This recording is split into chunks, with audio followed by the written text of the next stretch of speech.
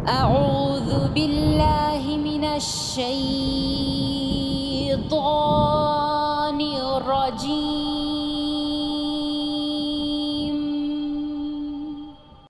بسم الله الرحمن الرحيم.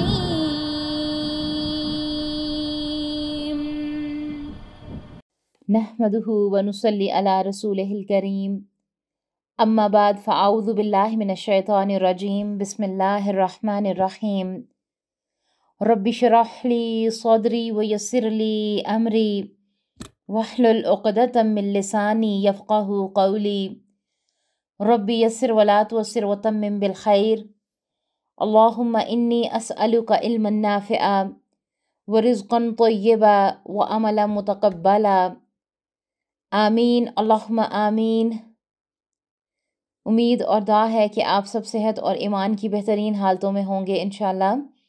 اللہ سبحانہ و تعالیٰ کی توفیق اور اللہ تعالیٰ کی رحمت کے ساتھ ہم آج سورۃ البقرہ کی آیت نمبر 49 اور 50 کو دیکھیں گے، اس نیت کے ساتھ کہ اللہ سبحانہ و تعالیٰ اسے ہمارے لیے پڑھنا، اس پر عمل کرنا اور عمل کے ساتھ اسے دوسروں تک پہنچانا آسان کر دیں، اور اللہ سبحانہ و تعالیٰ اس کام کو ہمارے لیے، ہمارے اساتذہ کرام کے لیے، ہمارے والدین کے لیے اور سب سے بڑھ کر میری اور آپ کی آخرت کے لیے بہترین صدقہ جاریہ بنا دیں.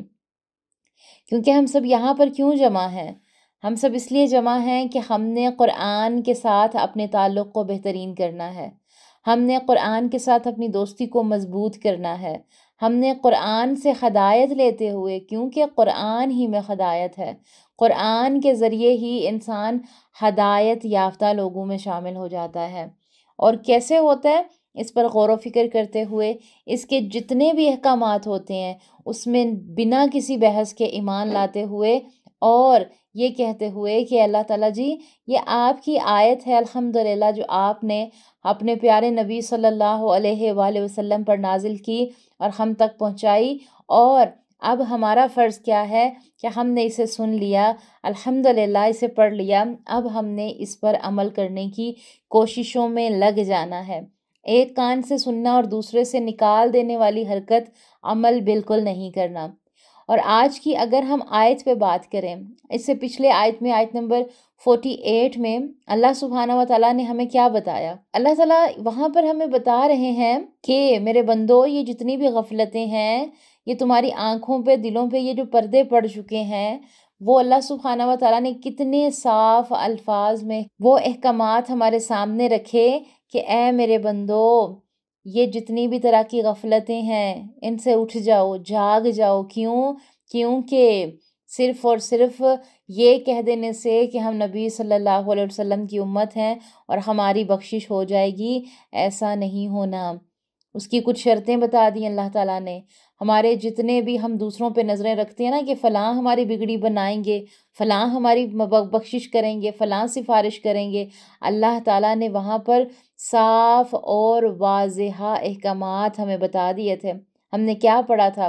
ہم پیچھے پڑھ کے آئے تھے کہ اس دن منہا شفاعتن، کہ کوئی سفارش اس دن کام نہیں آئے گی، ولا یؤخذو، اور نہ لیا جائے گا ان سے، منہا بدلہ اس سے، یعنی کہ عدل ان کوئی معاوضہ، اور نہ وہ ان کی مدد کیے جائیں گے. تو یہ پچھلی آیت کا خلاصہ تھا کہ اللہ تعالیٰ ہمیں ڈرا رہے تھے، ہمیں بیدار کر رہے تھے کہ یہ عمل کن میں تھا میرے بندو؟ یہ عمل یہود میں تھا، وہ ایسا کرتے تھے. تو کیا کرو، یہود کو بھی ڈرایا گیا، مخاطب انہیں کیا گیا، لیکن ہمیں ساتھ میں غور و فکر کی دعوت دی گئی کہ واتقوا، اور ڈرو، یومن، اس دن سے، لا تجزی، یعنی کہ کوئی کام نہ آئے گا، نفسن، کوئی شخص، ان نفسن، کسی شخص کے بھی. تو اللہ تعالیٰ نے بڑے صاف احکامات ہمیں وہاں پر بتائے. اب اسی آیت کا ربط ہم اپنی ان آیات کے ساتھ دیکھتے ہیں جو ہم آج کرنے والے ہیں. اور یہاں پر غور و فکر کی بات یہ ہے کہ یہ دونوں آیتیں پڑھتے ہوئے ایسا محسوس ہوتا ہے کہ جیسے جب بنی اسرائیل کو آزادی ملی تھی فرعون سے، بالکل جب میں ان آیات کو پڑھ رہی ہوتی ہوں یا سن رہی ہوتی ہوں یا پڑھا رہی ہوتی ہوں، میرے ذہن میں ایسا آ رہا ہوتا ہے کہ جیسے ہمارا پاکستان آزاد ہوا تھا، وجود میں آیا تھا، اللہ تعالیٰ نے ہم پر بھی انعام کیا تھا. تو یہ سارے غور و فکر ساتھ ساتھ ہم کرتے ہیں اور دیکھتے ہیں کہ کون سی ایسی چیزیں تھیں جن پہ بنی اسرائیل اکڑ گئے تھے، جس کی وجہ سے پھر وہ ذلت ان کے اوپر جو ہے، ان کے کون سے ایسے کام تھے. تو ابھی ہم اس آیت کی روشنی میں بات کرتے ہیں انشاءاللہ. سب سے پہلے ہم آیت دیکھ لیتے ہیں، پھر ترجمہ دیکھ لیتے ہیں، پھر اس کے بعد انشاءاللہ ہم اس پہ تزکیہ کریں گے کچھ سوالات کے ساتھ. تو اپنے لیسن کو دیکھیں. اعوذ باللہ من الشیطان الرجیم، بسم اللہ الرحمن الرحیم. وَإِذْ نَجَّيْنَاكُمْ مِنْ آلِ فِرْعَوْنَ يَسُومُونَكُمْ سَوْءَ الْعَذَابِ يُذَبِّحُونَ أَبْنَاءَكُمْ وَيَسْتَحْيُونَ نِسَاءَكُمْ وَفِي ذَلِكُمْ بَلَاءٌ مِّن رَبِّكُمْ عَظِيمٌ. ترجمے پہ غور کریں. وَإِذْ، اور جب، نجیناکم، ہم نے تمہیں رہائی دی، من، سے، آل فرعون، آل فرعون، یسومونکم، وہ تمہیں دکھ دیتے تھے، سوء، برا، العذابی، عذاب کا، یذبحون، وہ ذبح کرتے تھے، ابناءکم، تمہارے بیٹے، ویستحیون، اور زندہ چھوڑ دیتے تھے، نساءکم، تمہاری عورتیں، وفی ذالکم، اور اس میں، بلاء، آزمائش، من، سے، ربکم، تمہارا رب، عظیم، عظیم، بڑا. اور جب ہم نے تمہیں فرعونیوں سے نجات دی جو تمہیں بدترین عذاب دیتے تھے، جو تمہارے لڑکوں کو مار ڈالتے تھے اور تمہاری لڑکیوں کو چھوڑ دیتے تھے، اس نجات دینے میں تمہارے رب کی بڑی مہربانی تھی. اللہ اکبر. یہاں پر غور و فکر کریں تھوڑا سا کہ اللہ تعالیٰ یہاں پر کیا بتا رہے ہیں. وَإِذْ نَجَّيْنَاكُمْ مِنْ آلِ فِرْعَوْنَ، اور اس وقت کو یاد کرو جب ہم نے تمہیں آل فرعون سے نجات دی. اس کی وضاحت پہ آتے ہیں کہ اللہ تعالیٰ نے بنی اسرائیل کو اپنی نعمتیں یاد دلائی ہیں. یہاں سے تفصیلاً ان کا ذکر شروع کیا گیا ہے. یعنی اللہ تعالیٰ نے تمہیں فرعون اور اس کے لشکروں سے نجات دی جو تمہیں ذلت میں اور عذاب میں مبتلا رکھتے تھے. آل فرعون سے مراد یہ ہے کہ فرعون کے خاندان کے لوگ، مصر کے حکمران طبقے کے علاوہ آل فرعون میں اس کے وہ سارے ساتھی شامل تھے جو اس کے جیسے نظریات رکھتے تھے اور اس کو درست سمجھتے تھے. اب آگے اللہ تعالیٰ کہہ رہے ہیں وہ تمہیں برے عذاب میں مبتلا کرتے تھے، یعنی تمہیں برے عذاب میں مبتلا رکھتے تھے، تم سے مشقت کا کام لیتے تھے، تمہیں تکالیف پہنچاتے تھے، پھر وہ تمہارے بیٹوں کو بری طرح ذبح کرتے تھے اور تمہاری عورتوں کو زندہ رہنے دیتے تھے. یعنی وہ تمہاری تعداد کو کم کرنے کے لیے تمہارے بیٹے ذبح کر دیتے تھے کہ یہ کیونکہ بنی اسرائیل ماضی کے مسلمانوں کو کہا گیا نا، یہاں پر ان کی بات ہو رہی ہے، تو وہ ایک طرح سے مسلمانوں کی کیا کرتے تھے کہ یہ نسلیں نہ آگے بڑھ پائیں اور عورتوں کو زندہ رکھتے تھے کہ وہ کیا کریں کہ وہ ان کے بچوں کی مائیں بنیں. ٹھیک ہے. پھر ایک معاشرے میں کیا ہوتا ہے اس پہ انشاءاللہ ہم تزکیہ کے ساتھ آگے بات کرتے ہیں. پھر وہ تمہاری تعداد کو کم کرنے کے لیے تمہارے بیٹوں کو ذبح کر دیتے تھے اور عورتوں کو مذمت اور ذلت کے لیے زندہ رکھتے تھے. پھر اور تمہارے لیے اس میں تمہارے رب کی طرف سے بہت بڑی آزمائش تھی. یعنی تمہاری حالت یہ تھی کہ بیٹوں کی قتل سے تمہاری نسلیں ختم کی جا رہی تھیں، تمہاری عورتوں سے خدمت لے کر انہیں ذلیل کیا جا رہا تھا، انہیں زندہ رکھا جاتا تھا اور ان سے مشقت لی جاتی تھی. جب اللہ تعالیٰ نے تمہیں ان سے نجات عطا کی تو اس عظیم نعمت میں تمہارے لیے آزمائش ہے کہ تم اللہ تعالیٰ کے احسانات پر اس کا شکر ادا کرتے اور اس کی اطاعت کرتے. اللہ تعالیٰ کے احسان کی اطاعت اور شکر کو واجب کر دیا گیا، لیکن انہوں نے کیا کیا؟ اس کی ناقدری کی، اس سے منہ پھیر لیا. ہم نے یہ سارا قصہ پڑھ لیا ہے کہ جب بنی اسرائیل فرعون کے غلام تھے ان کی نسل کشی کی گئی. آج بھی دیکھ لیں کیسے مسلمانوں کی آبادی کو کم کرنے کی کوششیں کی جا رہی ہیں. کیا ہم لوگوں کو دے دیا گیا، ایک سوچ دے دی گئی، 2 بچے خوشحال گھرانہ، یہ سبق پڑھا دیا گیا، بتا دیا گیا کہ نہیں، فیملی اگر بہت زیادہ ہو جائے گی نا تو مسئلے مسائل بڑھ جائیں گے. مسئلے مسائل جانتے ہیں کب بڑھتے ہیں؟ جب بندہ دین سے دور ہو جاتا ہے. جب بندہ دین سے دور ہوتا ہے نا تو برکتیں ختم ہو جاتی ہیں. پھر آپ کے پاس کروڑوں کیا اربوں خربوں بھی ہو نا، اس میں برکت نہیں ہوتی ہے. مغرب میں ماں باپ کو بینیفٹ دیے جاتے ہیں، چھٹیاں دی جا رہی ہیں وہاں پر، ہمیں کم بچوں کا سبق پڑھایا جا رہا ہے۔ وہاں پر باقاعدہ ابھی ایک عورت پریگننٹ ہی ہوتی ہے تو کیا کرتے ہیں، اتنے سارے اس کو بینیفٹ ملتے ہیں، لیکن ہمارے یہاں پر کیا کہ نہیں، زیادہ بچے پیدا کر لیے تو فگر خراب ہو جائے گا، زیادہ بچے ہو گئے تو مسئلے مسائل ہو جائیں گے۔ نبی صلی اللہ علیہ وآلہ وسلم نے فرمایا تھا، اور بڑے صاف اور واضح الفاظ میں ہمارے سامنے وہ حدیث موجود ہوتی ہے الحمدللہ، کہ ایسے خاندان کی عورت سے شادی کرو جہاں بچے زیادہ ہوں۔ نبی صلی اللہ علیہ وسلم اپنی امت کی تعداد پر فخر کریں گے۔ دوسرا کہ ہمارے بچے ہو بھی جاتے ہیں تو مغرب نے ہمارے بچوں کے ذہنوں کو کنٹرول کیا ہوا ہے۔ ایک بچے کا ذہن کنٹرول ہوتا ہے نا، تو جیسے جیسے وہ بڑا ہوتا ہے، پھر اس کا نکاح ہوتا ہے، پھر اس کی نسل آگے چلتی ہے، پھر وہ بھی انہی چیزوں میں مبتلا ہونے لگتا ہے۔ کیوں؟ جب ماں باپ ہی فطروں میں مبتلا ہوں گے تو بچہ بھی ان چیزوں کو بڑی آسانی کے ساتھ لے گا۔ تو یہ کون چیزیں ہمیں دے رہا ہے؟ یہ مغرب ہمیں سکھا رہا ہے، مغرب دے رہا ہے۔ یہ جتنی بھی جائیداد ہے ہمارے آس پاس کا بھی غور کریں۔ آگے ہم دیکھتے ہیں کہ فرعونی بیٹوں کو قتل کر دیتے اور بیٹیوں کو زندہ رکھتے تھے، یہ بھی ایک بڑی آزمائش تھی ان کے لیے، اور ان کو کیا کرتے، گھروں میں ڈال دیتے کہ وہ غیر مسلم کی مائیں بنتی۔ محمد بن قاسم ایک عورت کی پکار پر اپنا علمی سفر چھوڑ کر آئے تھے کہ مسلمان عورتیں ہندو غیر مسلم بچوں کی مائیں بن رہی تھیں۔ انہوں نے آ کر اس مظلومیت سے نجات دلوائی تھی۔ یہ اللہ سبحانہ و تعالیٰ کی آزمائش تھی کہ حضرت موسیٰ علیہ السلام کے ایک سوال کے جواب میں اللہ تعالیٰ نے فرمایا تھا کہ جب اپنے اوپر اچھے لوگ حکمران دیکھو تو سمجھ لینا میرا رب مجھ سے خوش ہو گیا ہے، اور اگر اپنے برے لوگوں کو حکمران دیکھو تو سمجھ لینا میرا رب مجھ سے ناراض ہو گیا ہے۔ اب ہم خود سوچ لیں کہ ہمارے حکمران کیسے ہیں۔ بعض اوقات دیکھنے میں یہ لگتا ہے کہ غلط قسم کے لوگ ہم پر مسلط ہو گئے ہیں۔ اپنے ارد گرد دیکھیں مسلمانوں کو کیسے تنگ کیا جاتا ہے، تو پھر ہم کیا کریں؟ اپنے اعمال دیکھ لیں۔ اللہ چاہے تو کیا نہیں ہو سکتا، ہمیں صرف اپنے اعمال درست کرنے کی ضرورت ہے، اللہ کی طرف رجوع کریں، اور حکمرانوں کو برا بلا کہنے سے پہلے ایک دفعہ اپنے ضمیر کے آئینے میں اسے سامنے رکھ کر بات کریں اور دیکھیں میں خود کیا ہوں، کہ جو ہم لوگوں پہ باتیں کریں یہ ہماری سزائیں ہیں۔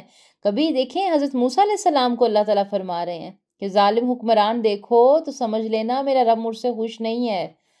تو آج اپنے آپ سے سوال کریں کہ مجھ میں کہیں دو رخا پن تو نہیں ہے، مجھ میں دھوکہ تو نہیں ہے، کہیں میری وجہ سے اتنے لوگ جو ہیں وہ آزمائش کا شکار تو نہیں ہیں۔ آیت نمبر 50 میں فرمایا جا رہا ہے، اللہ سبحانہ و تعالیٰ کیا فرما رہے ہیں وہاں پر، وَإِذْ فَرَقْنَا بِكُمُ الْبَحْرَ فَأَنْجَيْنَاكُمْ وَأَغْرَقْنَا آلَ فِرْعَوْنَ وَأَنْتُمْ تَنْظُرُونَ، اور جب ہم نے تمہارے لیے دریا چیر پھاڑ دیا اور تمہیں اس سے پار کر دیا اور فرعونیوں کو تمہاری نظروں کے سامنے اس میں ڈبو دیا۔ وَإِذْ، اور جب فرقنا ہم نے پھاڑ دیا، بکم تمہارے لیے، البحر دریا، فانجیناکم پھر تمہیں بچا لیا، واغرقنا اور ہم نے ڈبو دیا، آل فرعونی آل فرعون کو، وانتم تنظرون اور تم دیکھ رہے تھے۔ سمندر کا پھٹنا، اس میں سے رستہ بنا دینا، یہ ایک معجزہ تھا جس کی تفصیل سورہ شعراء میں بیان کی گئی ہے۔ یہاں پر غور کرتے ہیں کہ پھر سے یاد دہانی کی دعوت دی گئی کہ اس وقت کو یاد کرو جب تمہاری وجہ سے ہم نے سمندر کو پھاڑ دیا اور ہم نے تمہیں نجات دی اور ہم نے آل فرعون کو غرق کر دیا اور تم دیکھ رہے تھے۔ اور اس وقت کو یاد کرو، یہاں پر پھر یاد دہانی کی دعوت دی گئی کہ آؤ غور و فکر کرو کہ ہم نے موسیٰ علیہ السلام کی طرف وحی کی۔ آیت نمبر سورہ طٰہٰ 77 میں ہم پڑھیں گے جس میں اللہ سبحانہ و تعالیٰ فرما رہے ہیں کہ ہم نے حضرت موسیٰ علیہ السلام کی طرف وحی کی، رات کے وقت میرے بندوں کو لے کر نکلو، پھر ان کے لیے سمندر میں سوکھا راستہ بنا لو، نہ تم تعاقب کا خوف کھاؤ اور نہ تمہیں ڈر لگے۔ حضرت موسیٰ علیہ السلام جب بنی اسرائیل کو مصر سے لے کر نکلے تو فرعون اور اس کے لشکر نے ان کا پیچھا کیا۔ اس وقت دائیں بائیں پر بیچ پہاڑی سلسلے تھے، پیچھے لشکر تھا اور سامنے سمندر تھا۔ حضرت موسیٰ علیہ السلام کو حکم دیا گیا کہ سمندر پر اپنا عصا ماریں۔ حضرت موسیٰ علیہ السلام کے عصا مارتے ہی سمندر 2 حصوں میں تقسیم ہو گیا اور پانی کے عین درمیان میں خشک راستہ بن گیا۔ پھر ہم نے تمہیں نجات دی۔ اللہ تعالیٰ فرما رہے ہیں کہ اللہ تعالیٰ نے تمہیں نجات دی، یعنی آل فرعون سے چھڑا لیا۔ یہاں پر غور و فکر کریں، اللہ تعالیٰ نے ہمیں بھی آزادی دی، ہمیں بھی پاکستان دیا۔ ایسے نہیں محسوس ہو رہا جیسے اس آیت کی روشنی میں غور و فکر کرتے ہوئے اللہ تعالیٰ کہہ رہے ہوں کہ میں نے بھی تمہیں ہندوانہ رسم و روایات سے نجات دی، میں نے بھی تمہیں مشرکوں سے نجات دی۔ تو یہاں پر غور و فکر کی بات ہے۔ ایسے پڑھتے ہوئے بنی اسرائیل کا حال لگتا ہے جیسے ہماری بات ہو رہی ہو۔ بنی اسرائیل تو سمندر سے آرام سے گزر گئے اور فرعون اور آل فرعون کو اللہ رب العزت نے غرق کر دیا، اور ہم نے آل فرعون کو غرق کر دیا اور تم دیکھ رہے تھے۔ فرعون نے جب پیچھا کیا تو سمندر کے بیچ پر پہنچتے ہی سمندر کو آپس میں ملا کر اس کے لشکر کو اللہ تعالیٰ نے ڈبو کر دکھایا۔ اللہ رب العزت نے فرمایا سورہ طٰہٰ آیت نمبر 78 میں، پھر فرعون نے اپنے لشکروں کے ساتھ ان کا پیچھا کیا، پھر ان کو سمندر کے پانی نے ڈانپ لیا جیسا کہ ڈانپ لیا۔ فرعون غرق ہوا۔ اس دن حضرت موسیٰ علیہ السلام نے کیسے شکر ادا کیا؟ یہاں پر ایک سوال ہے، اور اس سوال کے جواب میں ہم حدیث کا خلاصہ بھی دیکھیں گے کہ جب انہوں نے کیا کیا کہ فرعون سے آزادی ملی، فرعون غرق ہو گیا، تو حضرت موسیٰ علیہ السلام نے کیا کیا؟ سیدنا موسیٰ علیہ السلام ہر سال محرم کی 10ویں تاریخ کو روزہ رکھتے تھے۔ رسول اللہ صلی اللہ علیہ وآلہ وسلم جب مدینہ آئے تو آپ صلی اللہ علیہ وسلم نے یہودیوں کو محرم کی 10ویں تاریخ کا روزہ رکھتے دیکھا، تو ان سے پوچھا کہ اس دن کا روزہ کیوں رکھتے ہو؟ انہوں نے جواب دیا کہ یہ خوشی کا دن ہے، اس دن اللہ تعالیٰ نے یہودیوں کو ان کے دشمنوں سے نجات دی تھی، اور سیدنا موسیٰ علیہ السلام نے شکریہ کے طور پر اللہ تعالیٰ کے حضور یہ روزہ رکھا تھا۔ تو رسول اللہ صلی اللہ علیہ وآلہ وسلم نے فرمایا کہ حضرت موسیٰ علیہ السلام کی سنت کا تم سے میں زیادہ حقدار ہوں۔ آپ صلی اللہ علیہ وسلم نے عاشورہ کا روزہ خود بھی رکھا اور دوسروں کو رکھنے کا حکم بھی دیا۔ ابن ماجہ میں بھی آتا ہے اور صحیح البخاری میں 2004 کی یہ حدیث بھی موجود ہے۔ آگے اللہ تعالیٰ فرماتے ہیں وَأَنْتُمْ تنظرون کے الفاظ غور کریں، انسانی شعور کو بیدار کیا گیا کہ اللہ تعالیٰ نے یہاں پر بتایا، ایک سوال چھوڑ دیا کہ تمہارے دیکھتے دیکھتے فرعون کو جو ہے میں نے کیا کیا، تمہاری آنکھوں کے سامنے ڈبویا، تم دیکھ رہے تھے۔ اللہ تعالیٰ نے اپنی قدرت کا احساس دلایا ہے کہ جو لوگ رب کے احکامات کے سامنے بڑے بنتے ہیں، اللہ تعالیٰ کے لشکر پانی کے سامنے کیسے بے بس ہو جاتے ہیں۔ پانی بھی اللہ تعالیٰ کے لشکروں میں سے ایک لشکر ہے، کبھی غور و فکر کریں، یہ بھی اللہ تعالیٰ کی ہی بنائی ہوئی ایک چیز ہے۔ اور یقین کریں کبھی سمندر کو آپ دیکھیں نا تو آپ حیران ہو جاتے ہیں کہ جو سمندر کے اندر شور ہوتا ہے، اتنا بڑا سمندر، اتنی بڑی نشانی اللہ تعالیٰ کی۔ یہاں پر دیکھیں کہ ہر شے میں خیر ہے، ہماری سوئی ہوئی غیرت جاگ رہی ہے۔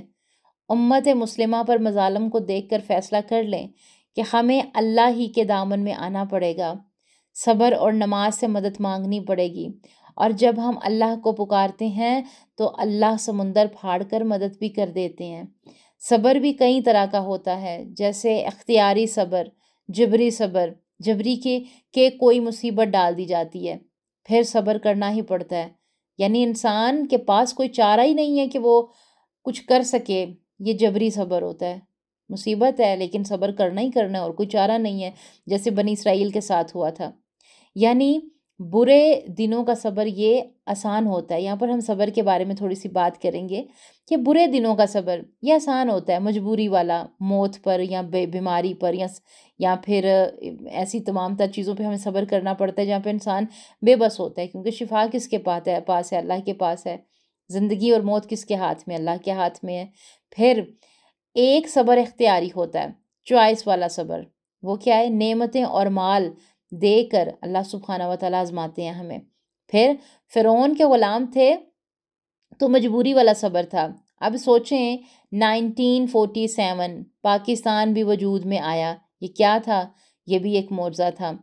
ابھی تک بغیر مقصد کے زندگی ہم گزار رہے ہیں، ابھی تک ذہنی طور پر ہم لوگ غلام ہیں۔ پیچھے ہم پڑھ کے آ چکے ہیں کہ حضرت موسیٰ علیہ السلام کے اس دنیا سے جانے کے بعد یوشع بن نون کی صحبت میں تربیت میں جو نسل پل رہی تھی، انہوں نے کیا کیا؟ ان کی بہترین تربیت کی، کیونکہ حضرت موسیٰ علیہ السلام کو بڑا ستایا بنی اسرائیلیوں نے، بحث پہ بحث، لڑائیوں پہ لڑائیاں، ہر بات میں بحث کرنا۔ انہیں کیا چاہیے تھا کہ ملک مل گیا، اپنی زمین مل گئی، کیا کیا اس کے بعد کہ وہاں پر کیا کرتے؟ اللہ تعالیٰ کا قانون نافذ کرتے۔ لیکن انہوں نے کیا کیا؟ بحثیں کیں، اپنے نبی کو جھٹلایا، نبی کا مقابلہ کیا، کبھی ان کو کوئی چیز پسند نہیں تھی، کبھی ان کا کوئی نقص نکل آتا تھا۔ آج غور و فکر کرنے والی بات ہے، 70 سال سے اوپر ہو گئے ہیں پاکستان کو آزاد ہوئے، ابھی تک ہم پس رہے ہیں، ابھی تک ہم ذہنی غلام ہیں، ابھی تک ہمیں نہیں پتا کہ ہم نے جو ہے وہ کہاں سے اپنے شعور کو بیدار کرنا ہے۔ ہمارے پاس وہ نقطے ہی نہیں ہیں، وہ شعور کا پہلو ہی نہیں ہے کہ جس پر ہم نے غور و فکر کر کے اپنی اصلاح کرنی ہے۔ 70 سال کیا کم ہے؟ دنیا کہاں سے کہاں چلی گئی اور ہم ابھی تک سو رہے ہیں۔ ہم نے پاکستان کی اتنی بڑی نعمت ملی، ہم نے کیا کیا؟ زمینوں پہ قبضے کیے، اپنی ذاتوں پہ نسلوں پہ فخر کیا، اپنی ذاتوں برادریوں میں کیا جی، ہم نے نہیں اپنی ذات سے بڑھ کے کسی کا سوچنا۔ ہم نے اپنے گھر بنائے، اپنی کوٹھیاں بنائیں، ان کی تعمیر میں لگ گئے۔ ہم نے کیا کیا اپنے ملک پاکستان کے ساتھ؟ غور کریں، ہم بنی اسرائیل کی بات کر رہے ہیں، ہم ذہنی غلام بن گئے ہیں، ہم اپنی سوچ سے کام ہی نہیں لیتے۔ اللہ تعالیٰ تو قرآن کے ساتھ جڑنے والوں کے ذہنوں کو بیدار کر دیتے ہیں کہ اللہ کے بندوں قرآن کو نافذ کرو، اپنے دین کو نافذ کرو۔ یہ جو تعلیم ہم حاصل کر رہے ہیں، اس تعلیم میں اگر دین کا علم موجود نہیں ہے تو معذرت کے ساتھ یہ ہمارے کام نہیں آئے گا۔ یہ صرف خالی ڈگریاں ہیں جو ذہنی غلام بنا رہی ہیں ہمیں۔ کیا کریں؟ اچھے ڈاکٹر بنے، اچھے پروفیسر بنے، اچھے لیکچرار بنے، لیکن ساتھ میں قرآن کا، دین کا علم ہمیں ہونا چاہیے۔ جب اذان ہو تو بھاگ کے ہم فوراً مسجد کی طرف لپکیں۔ یہ چیزیں ہمیں کب آئیں گی؟ جب ہم قرآن کے ساتھ جڑیں گے، جب تربیتیں ہوں گی۔ اور ہمارا کیا کام ہوتا ہے؟ ہمارا کام تو خواتین کی حد تک ہے نا، اپنی بہنوں کی حد تک ہے۔ ہم اپنے مردوں کو سیدھا نہیں کر سکتی، لیکن ہم نے اپنے بچوں کو سیدھا کرنا ہے، ہم نے نسلوں کی تعمیر کرنی ہے۔ اللہ تعالیٰ نے ہمارے اوپر یہ ذمہ داری ڈال دی ہے، ہم نے اپنی ذمہ داری کو سمجھنا ہے، غور و فکر کرنا ہے۔ یہاں ایک بات نوٹ کریں کہ سمندر کا راستہ بنی اسرائیل کے لیے نعمت تھا، فرعون کے لیے وہ مصیبت بن گیا۔ کبھی کسی کی نعمت کو دیکھ کر حسد نہ کریں، ہو سکتا ہے وہ آپ کے لیے زحمت اور مصیبت بن جائے۔ فرعون کی زندگی کو کیسے عبرت کا نشان بنا دیا گیا، لوگوں کے سامنے اس کو ڈبو دیا گیا تاکہ دلوں سے اس کا خوف نکل جائے کہ انسان کس قدر حقیر ہے۔ پانی نے بھی اسے قبول نہ کیا۔ انشاءاللہ اگلی آنے والی آیات میں ہم اس پہ مزید بات کریں گے۔ آج آپ اس کو دیکھیں تو کیا ہوتا ہے، فرعون کو دیکھیں تو کراہت آتی ہے۔ آخرکار ظالموں کا انجام برا ہی تو ہوتا ہے۔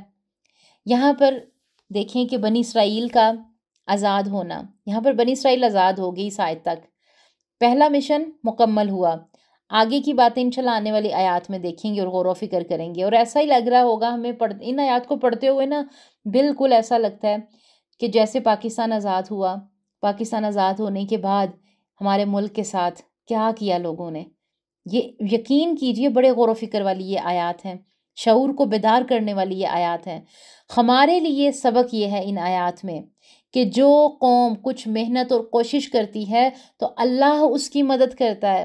ہم نے قربانیاں دیں تو ہمیں بھی اپنا وطن مل گیا، لیکن اس کے بعد آزمائش شروع ہوتی ہے، اور اب تک ہم اس آزمائش میں گرے ہوئے ہیں، اب تک ہم پس رہے ہیں، ہماری نسلیں پس رہی ہیں، لیکن انشاءاللہ وہ دن دور نہیں کہ اب الحمدللہ ہم خواتین کے، ہم ماؤں کے، ہم بہنوں کے شعور بیدار ہو گئے ہیں۔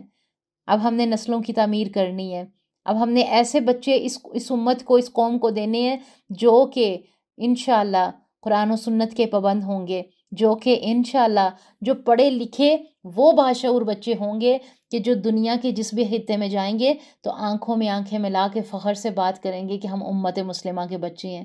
آج کسی کو، جتنے بھی لوگ پاکستان سے باہر موجود ہیں، ہماری نسلیں شرم محسوس کرتی ہیں یہ بتاتے ہوئے کہ وی آر مسلم۔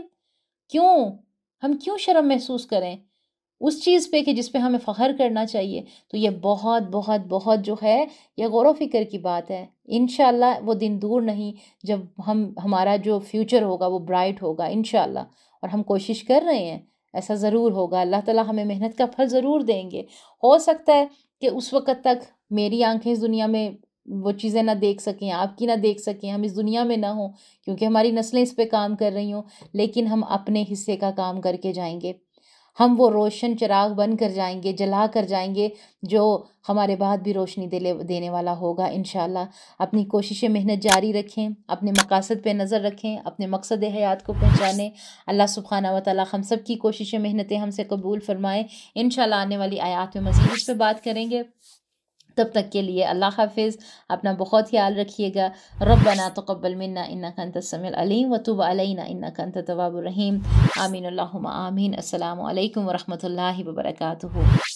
ربنا تقبل منا انک انت السمیع العلیم۔